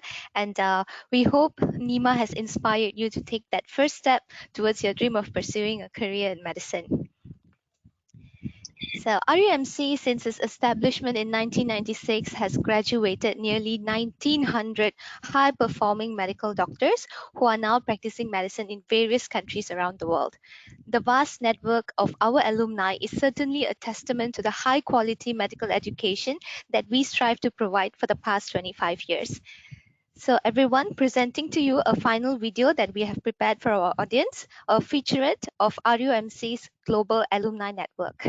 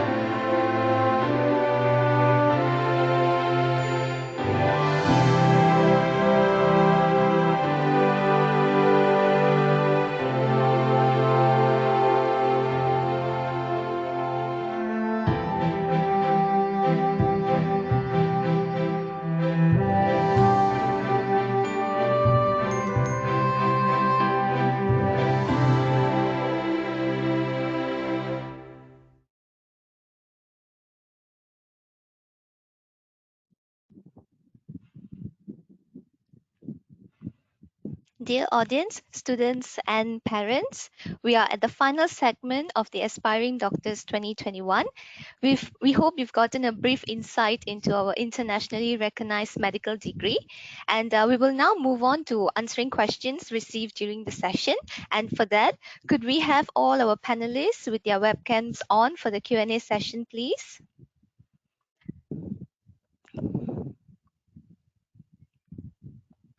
Also, a gentle reminder to our audience, please feel free to send in your questions and we will try our best to address them now.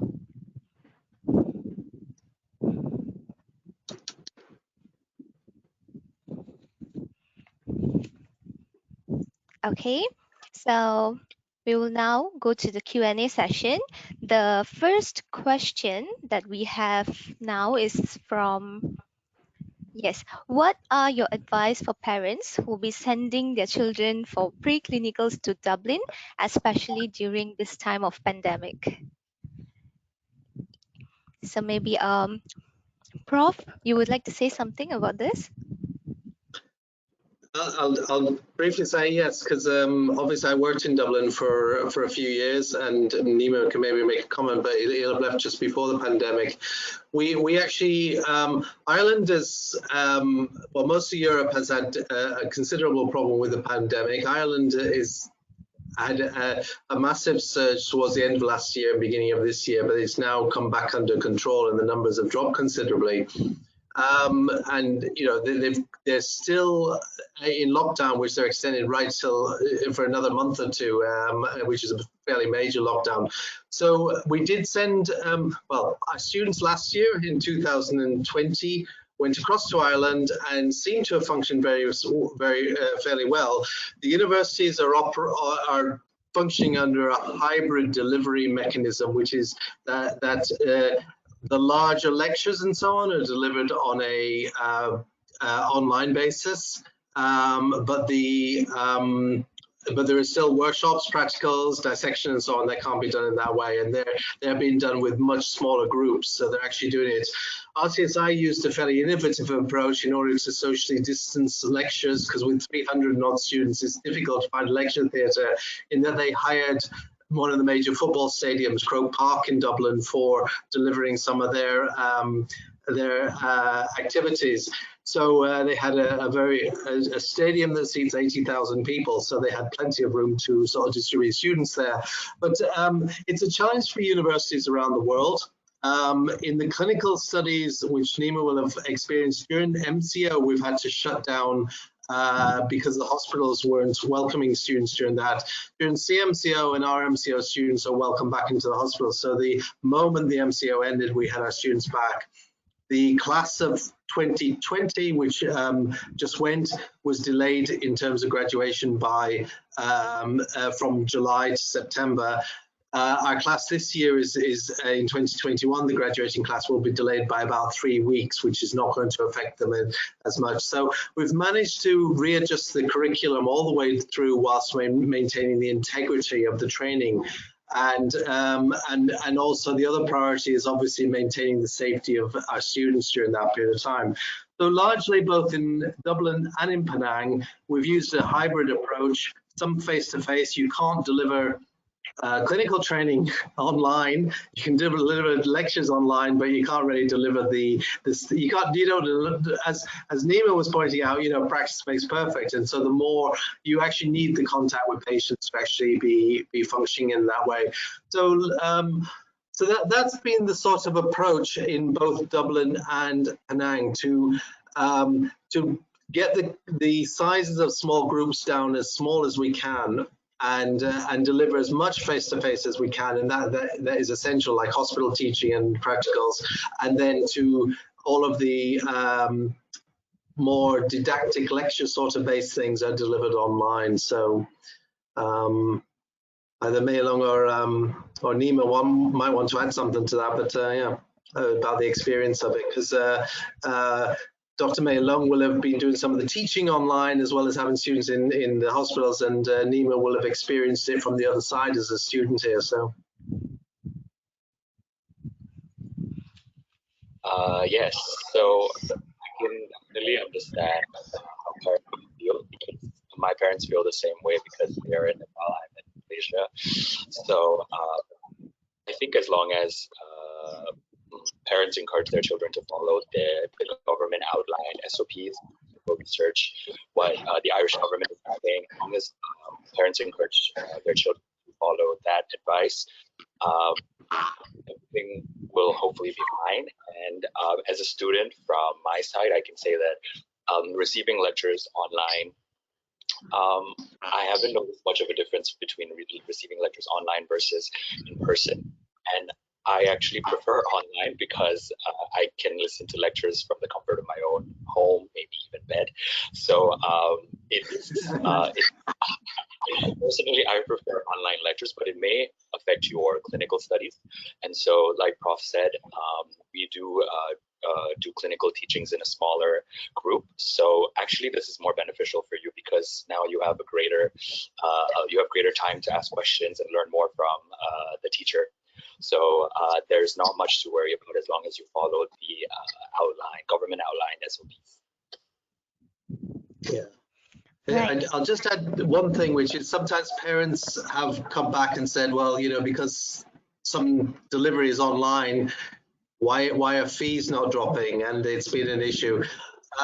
In fact, our costs have risen during the pandemic because we've had to reduce small group size considerably. So it's actually more expensive to deliver the curriculum. We haven't increased fees, as in line with that, but it is more expensive for universities to deliver a medical curriculum during the pandemic than it is normally. And I would just say, the Irish government and both universities have very, very, and you can go on the university websites for UCD and RCSI, and you realize that they actually have very established protocols for taking students in right from the airport right through to sort of the quarantining in student accommodation and provision of access to food and everything like that, right the way through. So the universities, like in Malaysia, have actually spent a lot of time making sure that that students are kept safe, because that is really our priority. And I can, as Nima says, I can understand the concerns of parents saying their child across the world, but the Dublin-based universities are very well aware of that. All right, thank you, Prof. David, Nima. And we have another question here. What are the advantages of doing preclinicals in Dublin as compared to doing a full 5-year international medical degree in Malaysia? Maybe our academics can take this question. Prof? Or Mei Lung, do you want to? Yeah, I can answer that actually. So actually, preclinical years like anatomy, physiology, although you might find that we might think that it's actually something quite easy to teach, to have the facilities that enhances the learning is actually very important. And I might have to say that in order to establish a very good preclinical setup, is as big as probably setting up a hospital, right? To have your own anatomy lab, having everything there, a physiology lab, everything there, microbiology lab is just as big. Therefore, you'll find that if there is a full 5-year program, unless it's a big, huge university, there could be compromise in that learning, as in things like not being able to do the section, seeing a full physiology lab, and so having to only see that in models and maybe videos only. So I would say that to be able to learn the preclinical with full access to all the teaching equipment is as important. Yeah, and I'd just add that the other side of things is this is where research-intensive universities come into their own. When you get into the clinical years, what you want is good clinical doctors teaching you, and how research active they are is probably less important than having a good clinician. But in the early years, when scientists are teaching you, scientists who are research active obviously first of all have larger laboratories and facilities and so on, but secondly they are keeping a lot more up to date, and the quality of their teaching can increase because of the research activity. So both UCD and RCSI are along with some Malaysian universities, but largely the bigger ones like and so on, are extremely research active, and that increases the quality of the preclinical years training, because you have scientists who are on the cutting edge of science actually teaching the science.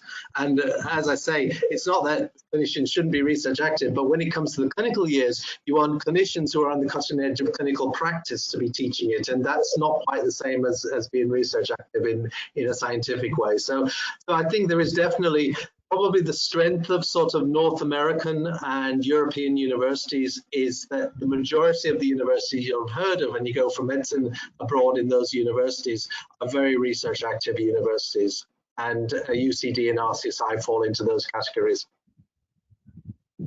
Right, thanks, Dr. Tan and Prof. David. Next, we have quite a number of them asking about the foundation program. When is the foundation intake, and what if I don't have my trials result due to the pandemic? So maybe Ms. Z from the admissions from the marketing team can answer this question. Yes, thank you, Karen. Right, so for the intake, the foundation is starting in May, and you can apply to us with your SPM trial results. And for those without trials, not to worry, you can still apply, and please speak to us further for further information. All right, thanks, Zed. Maybe and can I just add something to that? That basically we are starting, I can say, I don't mind saying as president, we are starting Foundation Science online and we're not going to encourage students to attend. So if you're waiting for SPM results, which quite a few are, we're actually giving conditional offers as we would do normally with SPM. We're allowing students to start the program. You might end up doing 2 weeks of the program. If you get the results that you need and you want to progress, you'll then need to move to Penang and continue with the course, because the practicals and so on have to be face-to-face, and we are open for that. The university is open to deliver those. If you don't get the results, if you don't get the 3 A's and 2 B's that are the minimum requirement, we will then you'll then need to, well, we will basically not allow your continued registration, because we can't. And the vast majority, and talking to marketing, you'll be able to find out of anything that you've paid will be refunded to you, minus a small administration fee. So we can't see any other way around it. The SPM results will not be out in time. We want to start the program. We can't leave the start of the program waiting until the government decides when SPM are going to be out. So we will be starting on the 17th of May. We do suspect that SPM are probably likely to be out around about the end of May, early June, somewhere around there. So it's probably the case that you'll probably end up doing 2 or 3 weeks online, which is fine, because the only bit that has to be done face-to-face is practicals. And obviously we will be doing some hybrid teaching, so we will also be doing some lectures or workshops and everything like that face-to-face after that as well. But it's just to give you a bit more information. I think Zed was probably a bit reluctant to sort of share everything, but that's what we're doing. And as she says, if you don't have trial results, we will still allow you into that access. But what we can't do is call you a fully registered university student at that stage, because it's not acceptable. But we will allow you to gain access to all of our online teaching during that period of time. Right, thanks, Prof. And we have another question from Firhas Faisal. Hello and good afternoon, everyone. What is the living cost like in Dublin, and the cost of the accommodation, which is better, on or off campus accommodation? Maybe Nima, you can answer this. Yes, so for the living cost, I'll begin with the on-campus accommodation. So for your first year, when you go to, I went to UCD. So for the on-campus accommodation, for the first year, all students are provided on-campus accommodation. It's a choice, so you can choose between it. Personally, I chose on-campus accommodation, and I think I would recommend it because you get to meet new people, and you will be very close to your lecture halls. As you know, UCD is quite a big campus, so it would be easier if you live nearby. But of course, there are lots of off-campus accommodations that are nearby as well. So for my second year, I chose an accommodation that was off-campus but very near. And for the cost of the accommodation, I don't remember exact figures, but I remember on average my friends paying around maybe 500 to 600 euros per month. I could be wrong about that, but it really depends on what you want and how much you can share. Like if you can share with your friends, like a single room, share with your friends, it'll be even cheaper than that. Or if you want a bigger room, then it'll be more expensive. And for your living costs per month, it's been a while, I'm sorry. I would say maybe around, I mean, it depends on how you live, but on average, maybe like 200 to 300 euros a month if you do just buy groceries and maybe just go out occasionally. But of course, it really depends on how you live. All right, thanks, Nima. Yeah, I'll just add as well. We've done well. Every year we try and do surveys of students in Dublin. We select a group and ask them how much it costs. So at the moment, the costs. Well, the last survey was done on 10 students. The range was from 12 to 18,000 a year, and that includes flight home a year and of accommodation and clothing and food and all that sort of thing. So the average is about 15,000. euro a year. So that's now at the moment about 75,000 ringgit at the moment. So, but as low as, some students were living as low as about 12 and up to 18, depending, obviously, you know, some students like traveling more than others and spend more on flights and various things like that. So it varied. So that gives you an idea of the average is around about 15,000, but you can live on less than that. Right. Thanks, Prof. David. Next, we have a question for Dr. Tan. What inspired you to specialize in pediatrics, and what are some of the challenges that you have faced? Right. So I've always loved children, from maybe with an experience in late secondary school. Right. So it was also an inspiration from my professor of pediatrics that I met when I was in 3rd year. She was really very inspiring.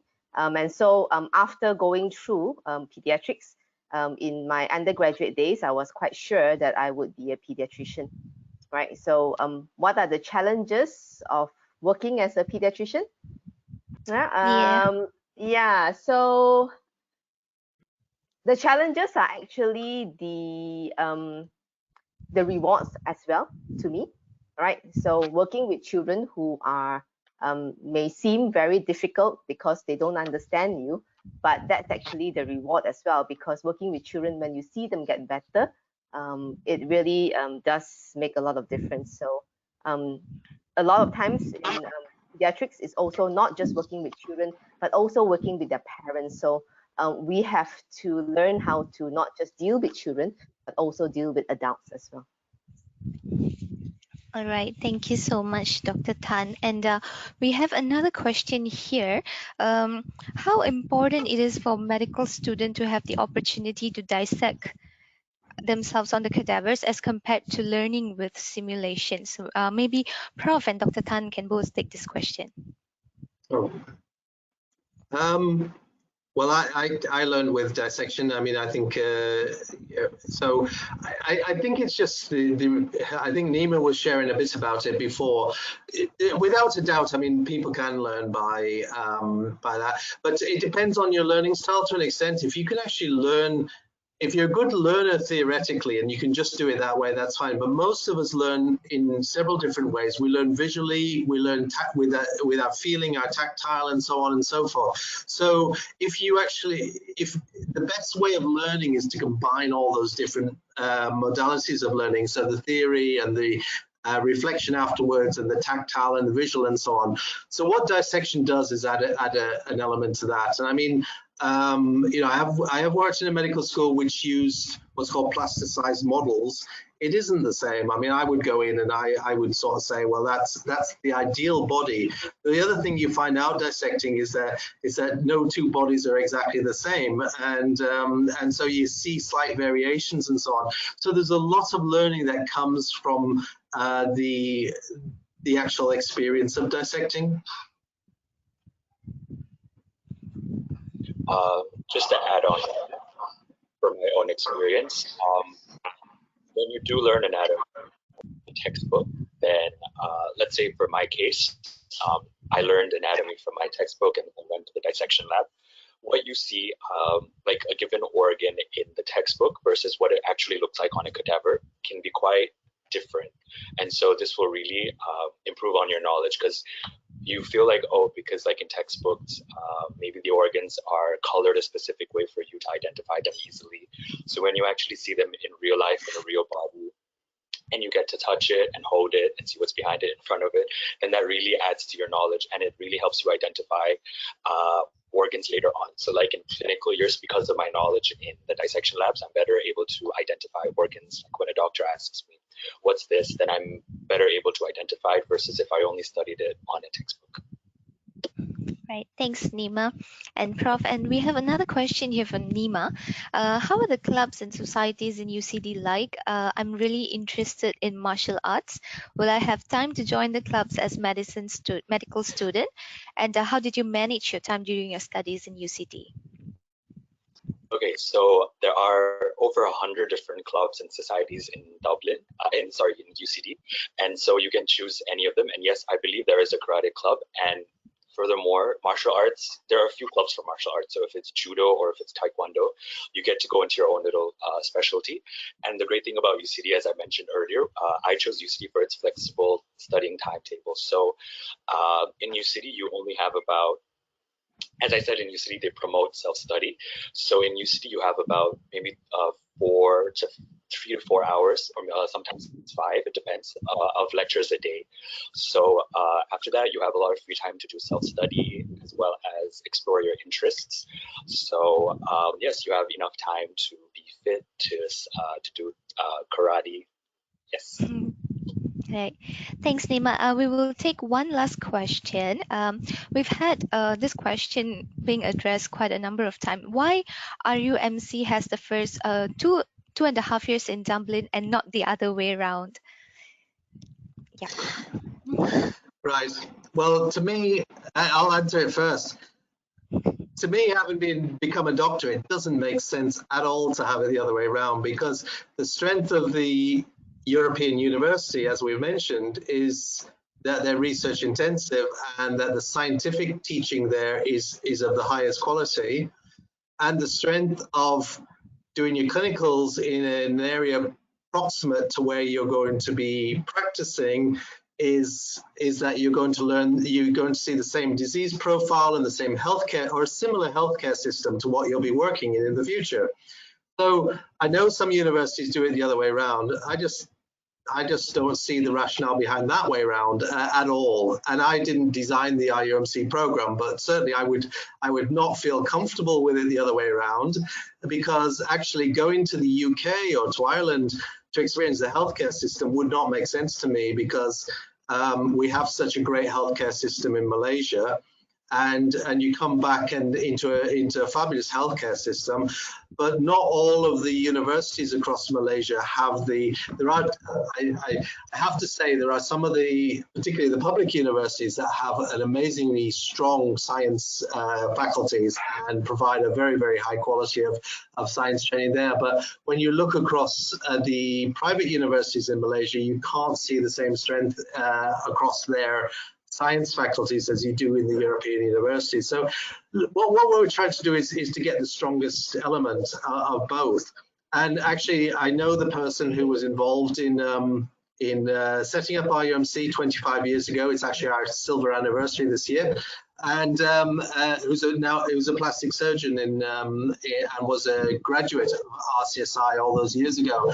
And the reason he approached RCSI with this pattern was that the doctors in Penang tried to start up a private medical school, and they couldn't identify enough scientists who had trained adequately to provide a really, really high quality of early years training.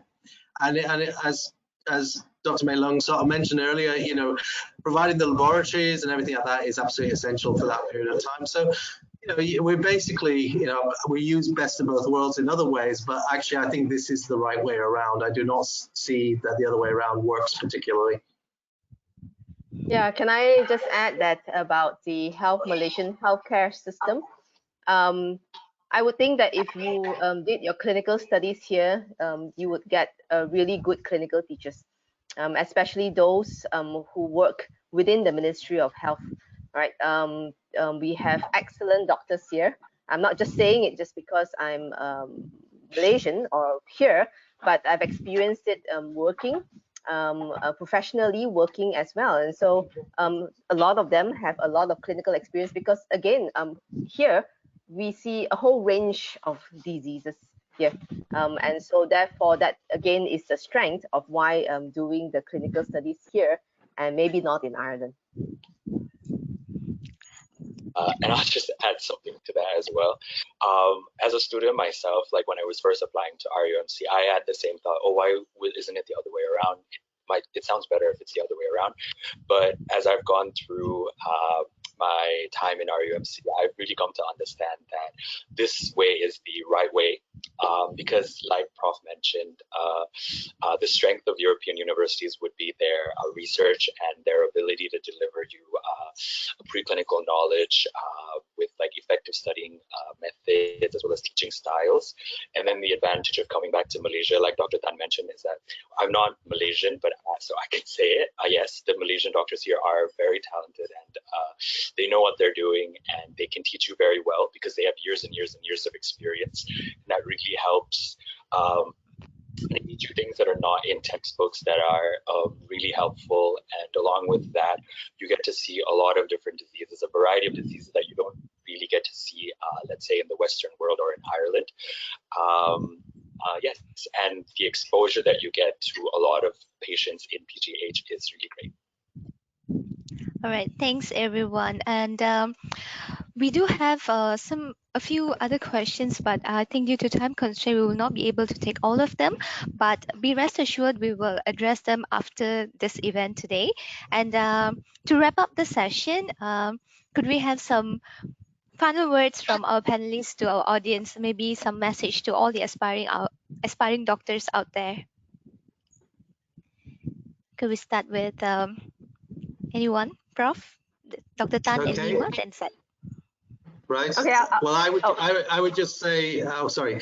I just say, I don't think I've ever regretted for a day becoming a doctor. So medicine's a great career, and there are days when you will struggle. But at the end of the day, at the end of every day, I came out thinking, wow, I feel, so good. There is so much positive feedback you get.